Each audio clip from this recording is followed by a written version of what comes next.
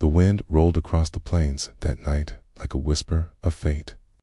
In the corner of the dimly lit saloon of Dry Creek, the smell of cheap whiskey and tobacco clung to the air. Men hunched over worn green tables, cards in their hands, hope in their eyes. Among them sat Elias Monroe, man whose weathered face carried the weight of 40 years of droughts, failed harvests, and graves he dug with his own hands. Elias wasn't there to gamble for gold. He wasn't there for the thrill. He was there because life had cornered him. And sometimes a man would rather lose himself in the shuffle of cards than in the empty silence of his ranch. His cattle herd had been halved by sickness. His barn roof sagged from last winter's snow, and the ache in his bones reminded him daily that the years were winning. The game had been dragging on for hours when Thomas Grady, the slickest mouth and coldest eyes in town, leaned forward with a smirk. "Let's make this interesting," Grady said, tossing a worn-out revolver onto the table as if it were just another coin. "Winner takes all." And him, Elias, followed Grady's gaze. In the corner of the saloon stood a boy no older than 12, thin as a fence post, clothes ragged, hair hanging in his eyes. His wrists bore the marks of rope, and there was something in his stare. Not fear, not defiance, but a hollow emptiness. "What's this?" Elias asked, his voice low. "Found him wandering near the river," Grady replied, lighting a cigar. "Got no kin, no papers, no name worth speaking. He's been earning his keep cleaning stables. Figured he's worth more in the right hands." The men around the table chuckled darkly. Elias didn't.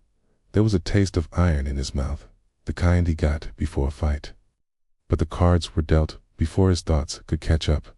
Elias played that hand with an unshakable stillness, his eyes locked on the boy, and when the final card hit the table, he pushed his chips forward. "Call," he said. The room went silent. Elias laid down his hand. A full house. Grady cursed under his breath. And just like that, the boy was his. But as Elias stood to collect him, the boy spoke for the first time. His voice was quiet, yet it cut through the noise like a blade. "You shouldn't have done that," Mr. Elias frowned. "Why's that?" The boy's eyes flickered with something old and broken. "Because they'll come for me, and they'll kill you first." The laughter of the saloon men followed them out into the cold night. But Elias couldn't shake the way the boy's words clung to the dark. The moon was high when Elias Monroe led the boy through the dirt road back to his ranch. The kid hadn't said a word since they left Dry Creek. He walked with a kind of quiet that wasn't natural for a child, his steps measured, eyes darting at every shadow as though he expected something to come crawling out. By the time they reached the ranch gate, the night had gone still. Elias lit a lantern, its glow spilling over the barren yard. The barn stood in the distance, old boards groaning in the wind. Inside the small ranch house, Elias set out a plate of beans and bread. The boy ate slowly, methodically, as if food was something to be rationed, not enjoyed. "What's your name, son?" Elias finally asked. The boy chewed, swallowed, then said, "Call me Jesse. It's what my ma used to." "Where's she now?" Elias asked, though he suspected the answer. Jesse's gaze drifted to the table, his fingers tightening around the spoon. Buried, along with the rest. Elias didn't push. He knew the look in the boy's eyes. It was the same look he'd seen in soldiers returning from the war. Men who'd lost more than they could ever carry. That night, Elias couldn't sleep. He sat by the window, shotgun resting on his knee. Somewhere in the darkness, a lone coyote howled, but there was something else. The faint sound of hoofbeats in the distance, too many to be a traveler. At dawn, Elias took Jesse out to the corral. The boy's eyes lit up, just slightly, when he saw the horses. Elias put them to work, brushing them down. For the first time, the boy's shoulders eased, but the peace didn't last. Just before noon, a rider appeared on the ridge. A tall man in a long black coat, his face hidden beneath the brim of a hat. He sat his horse like he owned the land, staring down at the ranch. Elias stepped forward, his hand never strayed far from his colt. "You're far from town," Elias called out. The rider didn't answer. He just turned his horse and disappeared behind the ridge. Jesse stood frozen by the corral fence, his face pale. "That's one of them," he whispered. "One of who?" Elias asked. "The men I told you about. They ain't gonna stop. Not till they've got me back. Or I'm dead." The days that followed were not peaceful. Elias could feel eyes on the ranch, even when no riders were in sight. Tracks appeared in the dirt road leading to the property, fresh ones, too heavy for stray cattle. Sometimes at night, the horses in the corral would spook for no reason, their eyes rolling white in the dark. Elias kept Jesse close, teaching him chores, showing him how to load and aim a rifle. The boy learned fast, too fast for someone his age. One evening, after hitting every target Elias set up, Jesse lowered the rifle and muttered, "My PA taught me." Before they took him, Elias studied him. "Who are these men, Jesse?" Jesse's jaw tightened. "They called themselves the Caldwells. Not a real family, just a gang. My PA wouldn't work for Am. They shot him in the barn, took Ma and me. She didn't last long. I ran. Been running since Elias had heard of the Caldwells.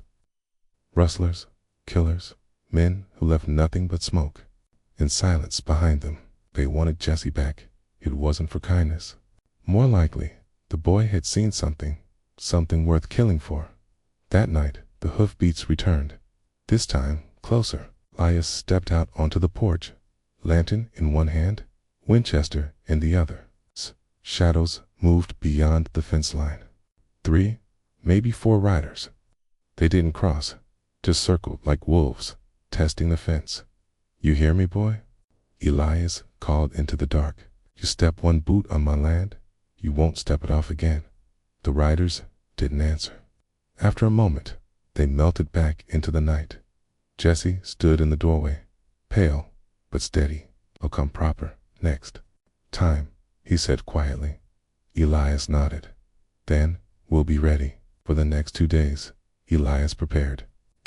He set traps along the road, stacked extra ammunition by every window, and placed rifles in reach no matter where they stood in the house.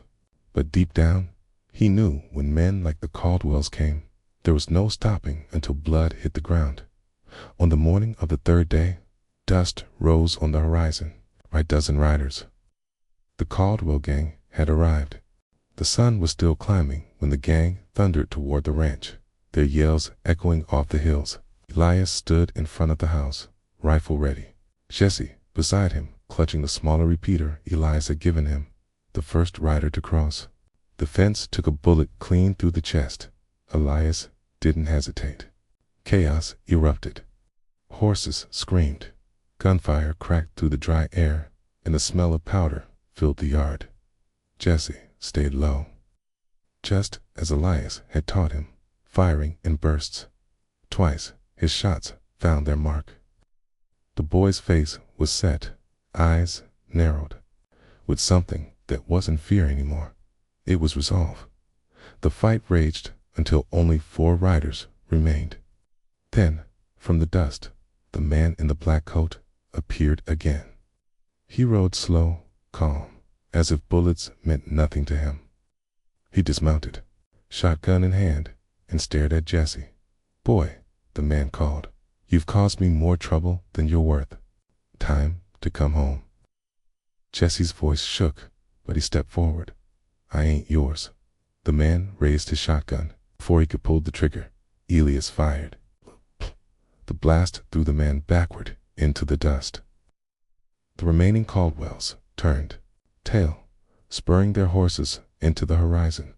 Silence settled over the ranch, broken only by the ragged breaths of man and boy. Elias lowered his rifle and looked at Jesse. "You all right?" Jesse nodded.